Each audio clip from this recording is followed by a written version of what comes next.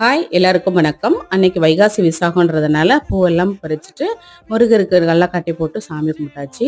பிரசாதமா பார்த்தீங்கன்னா ரவையும் பால் பவுடரும் போட்டு நல்லா பிசைஞ்சிட்டு குலாப் ஜாமுன் மாதிரி பண்ணுவோம் பார்த்தீங்களா, பொரிச்சு எடுத்துட்டு ஜீரால நல்லா டிப் பண்ணி போட்டிருந்தோம். நல்லா இருந்துச்சு டேஸ்ட்டு. அப்புறமா லஞ்சுக்கு பார்த்தீங்கன்னா இடிச்சு போட்ட சாம்பார். இது வந்து எல்லா காய்கறியும் போட்டு வைக்கிறது, அதாவது பொங்க குழம்புலாம் வைப்போம்ல அந்த ஸ்டைலில் வச்சுருந்தேன். அதுக்கு தொட்டுக்கிறதுக்கு அவரைக்காய் பொரியல் தான் பண்ணியிருந்தேன்.